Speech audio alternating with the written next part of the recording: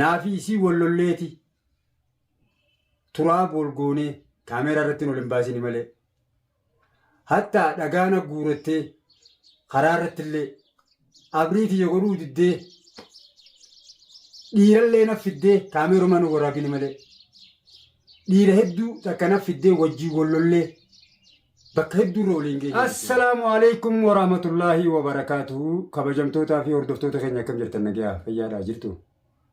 Baga jiraattan warreen waaqeffataa kan kiristaanaa kan muslimaa hundi keessan Oromootii akkam naa jirtu fayyaadhaa jirra alhamdulillaahi. Dhufe gaarraas maal qabattee dhuftee jechuun keessan hin oolamu. Eegaa silaa'uu toltuun dhufuus hamtuun dhufuus anumaa arrabsitanii arrabni keessanis diliin irraa dhiqee amma har'a qaaliitee isiniin godhuu dhufe. Hordoftoota keessanaa tokko qaaliitee isiniin godhuu dhufe du'aa naa godhaa na abaaraan olinaa na abaartan hedduu na abaaraan olinaa na arrabsinaa har'a abriitee isiniin godhuu dhufe na dhageeffadhaa. Hordoftootaa fi kabajamtoota kiyya eegaa wanti niin an qabadhee dhufe urjii ni beektaniimi urjii raadee eegee dhiigaa urjii nama badaadhaa urjiin akkasii jettanii yeroo hedduu takka na gorsuu turtan. Wallaahi dhuga baantan dubbiin teessan dhuga wanni isin jettan dhuga.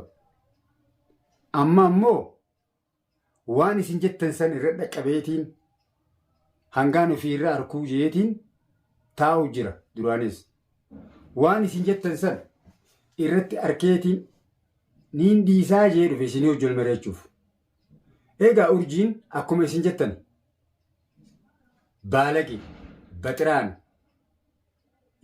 tiyya malee tanamaan taatuutti akkasitti yeroo gabaabatti walleen gaa du'aayitee isiniitu qeebalamee adda hafne jechuudha. Har'a tanaan qabadhee dhufe. Urjii jechuun ani gaa isii guyyaa waa xiqqishollee taatu wajjin tarkaanfadhee hin arrabsu malee gabaabumattuu isinuu ni beektan. Akkuma isin jettan sani waan takka rabbi haa toluuf garuu du'aayii godhaaf nama abaaruun gaarii mi du'aayii godhaaf. Naafi isii wallolleeti turaa bolgoonee kaameeraa irratti ol hin baasini malee. Hatta dhagaana guurattee karaa irratti illee abriiti yogodhuu diddee dhiirallee naffiddee kaameeruma nu waraabini malee. Dhiira hedduu takka naffiddee wajjii wallollee bakka hedduu irra waliin geenye jechuudha. Akkasittiin urjii firraa dhiise tun wannan tolchitu tammaan tan akkana na gooti hoggaa mana ol seenti maal na gooti ta'e tura dhaabbadheetiin dubbii teessan itti dhufee waan manguddoon namaan jette jaan ganama didaniiti galgalatti dhufanii jette jaan akkasi bira hordoftoota ta'e saniifiin urjii firraa dhiise jechuudha. Ammoo urjii dhiise faayizattiin deebi'achuu guyyaa miti tana beekuu qabdan jedhan. Ani urjii yoon dhiise faayizat deebi'uufii miti. Ammoo dubbiin takka illeenuu ta rabbiin jee malee hin taatu. Waan rabbiin jee laalamma bakka rabbii hojjedhu jee hojjeta ilmi namaa. Riskii rabbiin kenneef nyaata. Ilmi namaa rabbittiin amanini malee guyyaanii fi bishaan du'aa sanirraa jaarsaa jaartii waliif fidee bishaan du'aa sanirraa nama kalaqu dhiiga waliif fidee baatii afuriitti riskii isaatii fi jireenya isaatiis rabbiin katabaaf. Namni sanuma kutataa bara sanuma jiraatu jiraaba riskii rabbumaan nama jiraachisaa jechuudha. Amma faayizaas waliin ture faayizattiin deebi'ee jechuu guyyaa miti. Ani hin beeku gaa namni tokko ni lola ni araarama yoo rabbii walitti araaramni hin beeku malee isittiin deebi'aafii miti kan inni urjii dhiiseef. Ammoo dhalaan ani na beektan isinis hordoftoota kiyya an dhalaa hedduun beeka akkumaan isiniin jee dhalaa hedduu dhibba jaalataniiti takka keessaa fuudhanii hin jee qaadhimaa dhibba qabatanii jechuudha.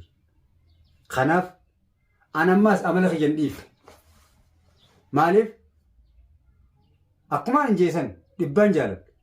Naataatuun keessaa fuudhu. Taniin hatattamatti rabbiin dhaqqabee jalaa hafe urjiidha. Akkuma gartan. Laannoo waan isin jettan san dhibbaa dhibbattiin isirratti argina. Arkeetiin hordoftoonni yooma dhugaatii jee. Ammoo waan takkaan isinitti himaa jara keenya. Mee maraatallee naan hin jiinaa. Nam tokko tokko koomantiidhaan dhufeeti waan naan jaan niin qaanfadhe safuu eeggachuun gaarii. Dhalaan takka takka ati dachaas fadhii hin qabdu silaa qaata fuutee mana galfattee naan jaan. Maaloo dubbiin akkana eeyibi ilmaan islaamarraa. Ani amma mee'oon qallaa ta'ellee bar namni qaqallaa kana jabaa'u jedhanii jiran. Beektanii isin namni fufurdoo irra bar nama qaqallaa jabaa waan sanii baantanii waan saniitti gaa of hin kuma. Waan fadhii dalagaa gama saniitti anuu dachaas abdooti. Kana beekuun na beekaa jechuudha. Intala akkas naan jettee jira keessaan dhuftee na barreessitee ati fadhii hin qabduu bas waan dhiiraatu hin qabduu hin fuutu maarree naan jettee jira. Sirriidha jechii kana rabbi sodaadhaa. Qaani. Tanaafi miti bar jedhan namni tokko ani nama dhalaan harkinii miti ani isinii himeetiin ture marra meeqa. Egaa hordoftootaa fi kabajamtoota kiyya. Laala ani nama dhalaan harkinii miti duraanis isinii himeetiin jira. Intala takka illee niin qaba.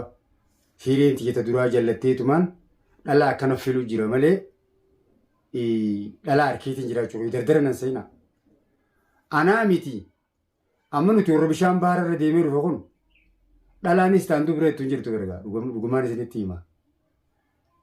Dhalaanis ta'an dubireettee karaa bishaan kanarraa as fiddee nama akkam jabaatu hashagee dubrummaa isaa as baasa. Biyya tanatti dhiira dhiisi jechuu kiyya. Dhiirti bakka hunda inni babbaleeyitee wayii. Dhalaan waan siisanuu jabeessitee taas fiddu takka hin jirtu. Ni beeyna tan. Warri taarii dhuftan ni beeytan. Warri kontoraataan jirtan ammoo xalabaan mana namaa keessa dhuftanii jirtan isin xayyaaraa isin fide teessanuu shakki qabde jechuudha. Maalayyaa nare ani alhamdulillahi niin fuudhaa talamadaa ji'eetiin dhalaa filu jira malee dhalaa dhabeetiisii mimmaas. Dhalaan biyya arabaa hundi dhalaa miti. Akkuma isin beektan nu arrabsite naan hin jinaa. Dhalaan biyya arabaa hundi dhalaa miti. Akkasuma zamana kana dhalaan diina islaamaa dalaydu ni takkatti. Dhiirtiin issanuma rabbi nu haa qajeelchu garuu dhiiruma dhalaa keenyaa rabbi nu haa qajeelchu. Dhalaan teenya dhugaa dubbachuuf ana dhiisii ana ilma Oromoo dhiisii dhalaa teenya barbaangaaleen ni fuuti. Aramni ni fuudha. Hattaa saba tokko jira biyya tana keessa haadima jaaniin ummata Abraa gaafa wantaa kaaba cabsa jansan ummata sanillee fuudha. Dhalaan teenya ni rakishti. Dhugaan isin hima nu arrabsinaan hin jinaa. Dhugaa jiru isinitti himaa ijoollee teenya ijoollee Oromoo. Anis Oromoodha. Haa ta'u dhalaan seerumtu hin jirtu warri naan jettan. Warri dachaas fadhii hin qabu jettan ammaas. Fadhii hin qabduu ati waan dhiiraatu hin qabdu warra naan jettan san koomantiidhaa fi keessaan dhufee naan jettan san. Ta waan dhiiraan qabu san ati naa hoottu. Akka meeshaan tiyyan dalayne sitti ilaala. Siigalee akkas tadhalaa takkas naan jettee jira. Kanaafuu yoga qallaadhaati nagartanii qallaadhaati gaa dhalaan danda'uttan akkaan qallaa kanaan akkaan nama godhu silaa beeytanii akkaan naan hin jettan jechuudha. Kanaaf haayamee amma kanaa irra dabru amma gabaabumatti walii galla jira gani. Urjii dhiisii dachee naan jettan. Urjiin baalageedhaa. Urjiin gana dhiiras tumsiistii. Urjiin gana akkana si gootii galatooma. Warri durarra jalqabarra waan kana naayim. Akkuma isin jettan sani urjiin. Naatoo olin baasine malee hafna gooteetiin ajaa'iba keessatti namni addaan mataa nu qabee kaameera irratti olin baafnee firraa dhiise. Dhiise qaalii teessan godhu. Yoom ganaa urjii maqaadhe anuu diqaala. Agartanii mi? Dhaabee jechuudha. Tanumaan isinitti himuu dhufee ammoo du'aa'ii naa godha. Ani namaan barbaadu jiru jira magaalaa tana keessa. birkiisaan akkuma gartan birkiisaa wanta kan siidhama.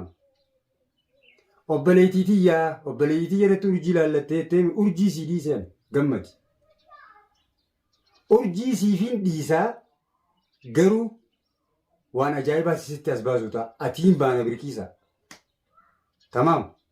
Waan ajaa'ibaa takkaan si as baasaa. Sapiraayisii si godhu. Sapiraayis faranjiin baantu sun gartanii. Sapiraayis eenyuuf hin qaba? Birkiisaaf hin qaba. Ammoo filima tokko hogguunii fi laalan yoo namni namaa hime namatti hin mi'aawu. Yommuu jalqabarraa ilaa xumuratti hordofte sitti mi'aawu. Kanaaf asirratti waan takkan dubbadhu. Waan ajaa'ibaatiin birkiisaa sapiraayis godhuu ta'a. Birkiisaa mana kiyya dhuftee natti duulte. Naa wajjin wal lolte. Akkana gosummaan irratti oofte jechuu wayyi. Ni beekta namni dhugaadhaa. Gosummaan guyyaa dhiinii sitti guyyaa namni nama jeesee guyyaa intaltee heerumtuu guyyaa dhiirti fuutu gosti ni beekamti. Ammaan intala teenya roorrisee jetteeti birkiisaan na baadiltee na arrabsitee mana kiyya kana dhuftanii viidiyoo si agartan gaa waan akkana jeesinii muummee. Akkasii birkiisaa dhiiseetiif hin jira urjii. Ammoo urjii dhiisee faayisaan fuudhachuu kiyyaa miti faayisatti hin deebi'an. Waan faayisaa dariniitiin qabadhee dhufa. Birkiisaa akka taatu tamaam. Amman dubbadhu na eeggadhu. Akkasii hordoftootaa fi kabajamtoota kiyya dubbii isinitti hin guddadhu dubbii isinitti dheeradheetiin jira. Asuma irrattiin dhaaba isinirraayi urjii ofirraa dhiise. Dhaabeettan dhaabee abrii teessan godhee kanaan booda immoo namaan an qabadhee isinit dhufu narraa qeebala du'aayi naatti godha. Ammoo inni namni an qabadhee dhufu birkiisaa gara gubuutaa. Birkiisaa maal duraan gubattii amma booda ibidditti hidhamuu ta'a jechuudha. Naafiisii tokkoon magaalaa tana keessa jiraata. Garuu boodarra walii araaramuun mala. Kanaaf akkana jee isiniin himuu hangaan viidiyoo biraa qabadhee dhufu. Bye bye. Isiniin jaaladhaa. I love you.